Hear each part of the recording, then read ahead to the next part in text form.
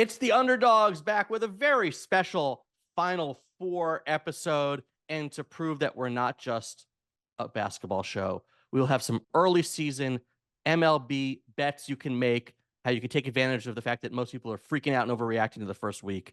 I am your esteemed host, Jordan Brenner, joined by my less esteemed co-host, Peter Keating.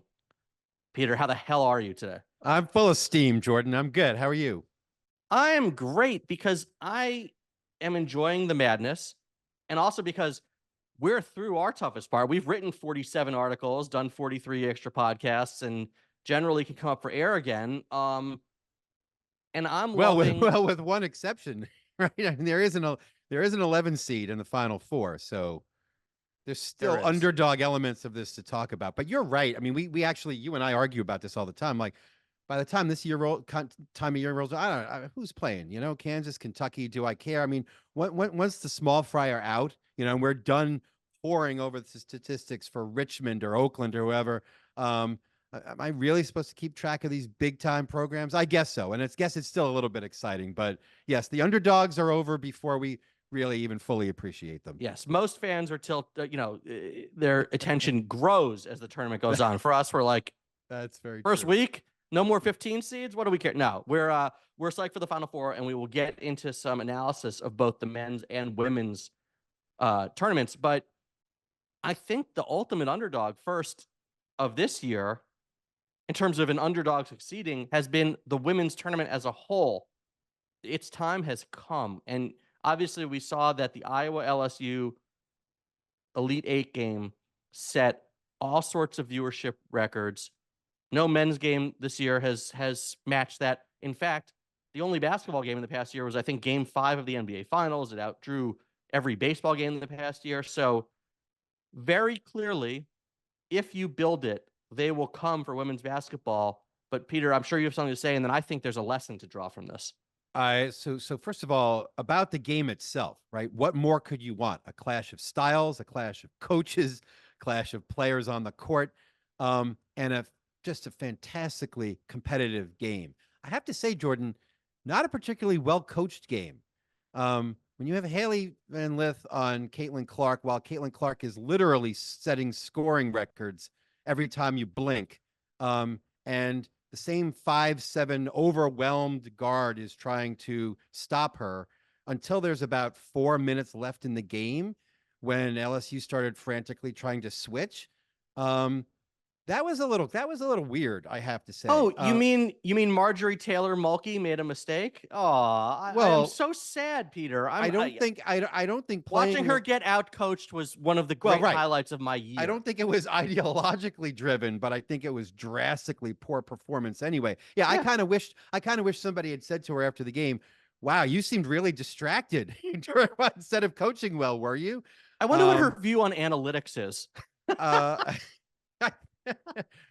Let's have her on and find out. Yeah, you send that invitation, but Peter, let me just say one other thing about that game. What you want to say about that game. In the men's game, when sharpshooting underdogs or sharpshooting great 3-point shooting teams, go against dominant offensive rebounding teams in the tournament, the offensive rebounders almost always win. In fact, in the men's game, we have drawn the lesson that grabbing your own missed shots is actually a steadier source of possessions and increasing the value. For an underdog.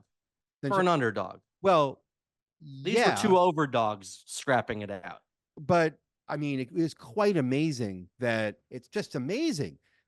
Clark's specialty isn't just doing something interesting with the ball. It's bombing away on those threes. She has transformed the game, and they not only couldn't stop her, LSU wasn't getting points off their own second chances. So the stylistic clash was interesting, but it didn't really keep things as close. I mean, LSU did not look like the same team that dismantled its previous couple of opponents.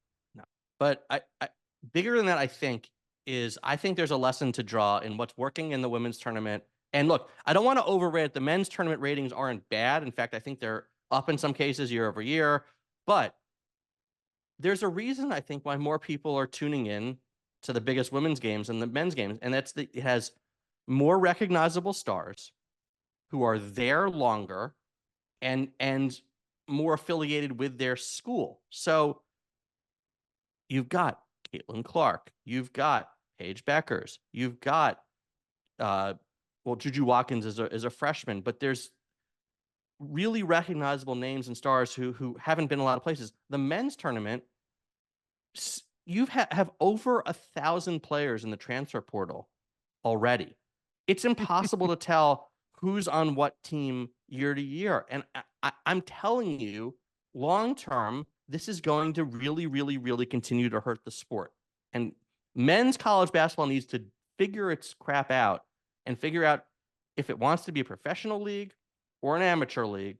And if it's going to be a professional league, it has to do the things that professional leagues do to ensure competitive balance and interest, which is retain players longer in one space. It can't just be a year to year, I'm going to try this school this year, this school that year, yearly free agency. It's bad for fans who don't know who's on what team. It's bad for the quality of the game because there's no continuity, which we're going to get into with NC State in a second on my theory about what's going on with them.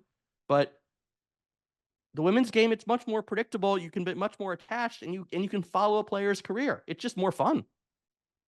Well, that's not only true. It's brilliant, obvious, right? Is what you want to say? Yeah. Well, yeah, it's true. It's brilliant. It's almost tautological. That's how smart it is, Jordan. But there's a clear villain here, which is that the NCAA. Kim Mulkey? Oh, damn. The NCAA, by wanting to keep complete control over players' labor rights for so long, denying that this had any impact at all on amateurism, denying there was any value at all to giving players any chance to profit off their own work, right? For so long, had no plan in place, has no gradualism, has no negotiating position. Okay, NIL money, whatever. They're in a state of complete collapse, confusion. And so what do we have? When fans complain in professional teams that everybody's just in it for the money and everybody's a free agent and blah, players go wherever they can get paid the most, as though we wouldn't all do the same thing.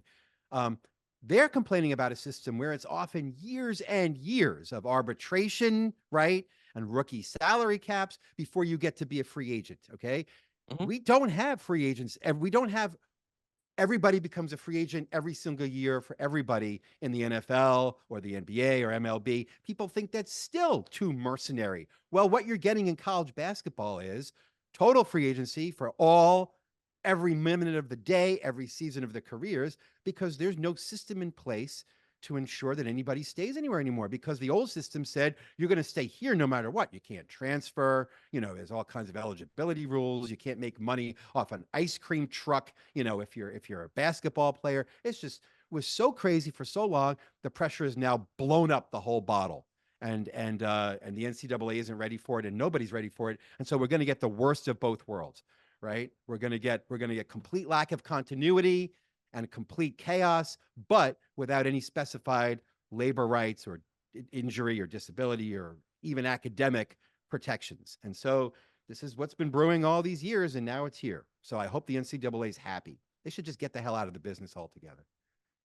So let's segue from that into the men's Final Four, and particularly. Wait. Hold on. Before you do that, there is more to the story than about the cool mix of stars and recognizable players and upstarts than just continuity. After all, Jordan, South Carolina replaced all 5 of its starters this year, and they went undefeated, right? I mean, Juju Watkins, as you mentioned, is a freshman. There's something more going on than just them players staying for a long time in women's college hoops. It's that there's this amazing mix of great programs and programs that are just good enough to give them a run for their money, but probably not beat them. So you have what you always say you love, which is the great chance for a couple of upsets early on, and then dominant teams showing their stuff later on. And I think that's what people love to see.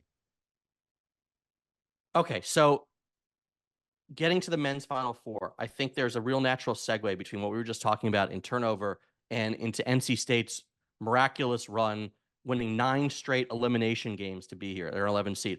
NC State's team is 2 things. It's very, very old and basically composed almost entirely of transfers. DJ Horn, DJ Burns, O'Connell, et cetera, et cetera. These guys have all been elsewhere. And right now, let's focus in on that for one second, because you've identified this and stuff you've written. When a team finish. In the old days, when a team was very old, Yes. it usually Yes. meant they were experienced together, right? Yes. Now That's what I'm that about to has get to. split. Yes. As Thank you you. pointing out, you can get old, but also have less continuity. I mean, that's fascinating. Yes. So, as I was saying, this team has Oh, recently come together. Basketball is a sport where the more you play together, the better you get. So, because there's so much turnover, and you used to think about teams with a lot of freshmen in this way, right?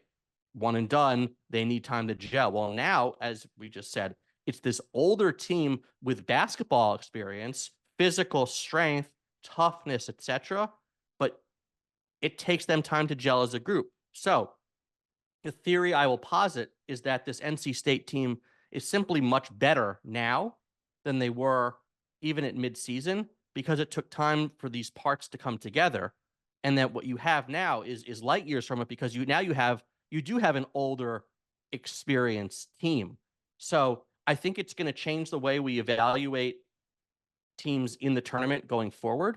We're going to continue to measure this with our bracket breaker stuff, but Peter, this team now has figured out how to play together. Is my point? How to play through DJ Burns, how to incorporate good guard play. They've got a 3-man rotation inside with Middlebrooks, Diarra, and Burns. That is really the envy of most schools. So I don't look at NC State as an 11 seed anymore. If you started the season over, this team this is sustainable. They would be a top ACC team. They beat Duke. You may not be aware of this, 2 times now. So I heard somewhere yeah, that they beat Duke. some of us are in mourning, but look, this team is legit. Now, what chance do we give them against Purdue? First of all, it's freaking hilarious that Purdue, just when you thought they'd conquered all their demons and reached the Final Four, they have to beat a double-digit seed one more time. Peter, will the ghosts of Giant Killers past come get them, the gods are not done with testing Purdue yet, right? What's interesting about what you just said with specific reference to NC State is that, look, when teams gel, sometimes they just do better. They get better at doing what they were already doing, right? Sometimes a coach has imprinted a system. Sometimes the first couple of players who really took root shape how the team plays. In this case, Jordan, not only are they better, they're fundamentally different, aren't they? I mean, with so much of the offense moving through the players you just mentioned, specifically through Burns, who's getting more minutes, scoring more, rebounding more, doing everything more, everything's flowing through different players than it was earlier in the season. That's tough to measure. We can say that NC State's playing 5 or 7 points per 100 possessions better than they were at the start of the year. That's a lot. That's enough to drag its average ranking in our power ratings up a whole bunch of spots. It's enough to be about 10 points stronger, 10 percentage points better odds of pulling an upset against a team like Purdue. Now, whether that means they're a good bet on the money line, probably not, because they've also gotten famous and now people like them, right? But what's interesting here is it's not just that they're better, they're different. So it's almost like we should be, and this is something we just don't do in our model because there never used to be any evidence it was worth it to do this. It's almost like you have to take their last 10 or 12 games and say, that's the team, not the first 15 or 18 games. Peter, before we switch over to the women's Final Four, the other semifinal doesn't qualify as a bracket breakers game, but there's a decided underdog. UConn's a 12-point favorite over Alabama. Alabama's plus 525 on the money line. You've been the Alabama whisperer this year. I believe when we were picking teams outside of the top 3 or 4 seeds a few weeks ago, you mentioned Alabama. I mocked you because they didn't play defense. Joke's on me. They're in the Final Four. Can Alabama's high-octane, fast-paced offense somehow keep up with UConn and do enough on defense to score an upset?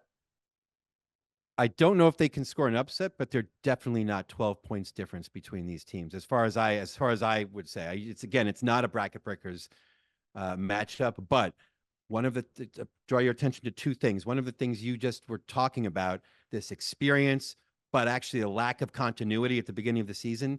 Alabama, 63rd in D1 experience this year, 276th in minutes continuity with last year's roster. They took a while to come together also. You know, they had a stretch around Thanksgiving where they were losing almost every game.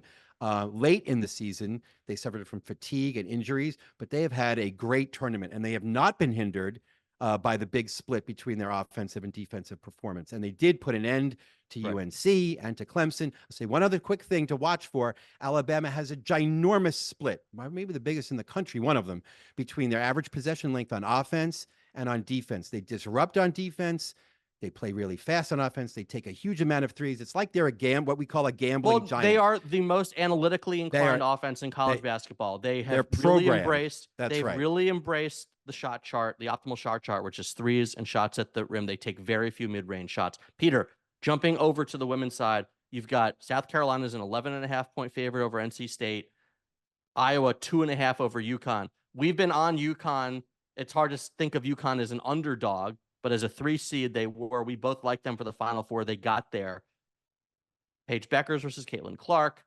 Some great inside matchups as well. Which way are you leaning? I still feel like UConn's lack of depth is going to catch up to them at some point with 5 players injured, but you've been sort of saying that doesn't matter as long as they stay out of foul trouble, right? Well, yeah, but they're going to, team that beats Iowa is going to need to throw bodies at Caitlin Clark, right? In a way that surprisingly enough, LSU kind of didn't. And UConn's depth really may cost them here, but Beckers is out of her mind. I mean, it's fascinating to see. So, I mean, I think it's a pick 'em. I take the points. I like Iowa in this one. I'll lay the 2.5. It's hard Real to bet question against is Caitlin Clark. for the Underdog show. Does underdog NC State have any? We already talked about them on the men's side as a big dog, even bigger dog on the women's side. Do they have a shot plus 550 on the money line to upset the mighty Gamecocks? Let's say this is one of those situations where when players say their Final Four was their goal, let's be happy with reaching the Final Four. South Carolina is remarkably deep. We've talked about this. There's nothing they don't do well. And I think they're going to make a really interesting national championship opponent. Let's just say that. No. There's like a 10 or 12%, not a 16 or 20% chance of this happening. Right. And I just don't see, look, credit to NC State for getting here, but I don't see some of the underdog qualities that we've liked in other long shots to beat a team like No, they're excellent defensive rebounders. They do not cough up the ball, but they don't force turnovers. They're not great on the offensive board, so they have to shoot really well, and South Carolina has great defense. Right. Well, we're excited to watch the games. Hit us up if you have any thoughts on what's happening with these underdogs in these tournaments, and we'll be back to remind you that we're not just a basketball show with a little quick baseball segment right after this. Baseball season.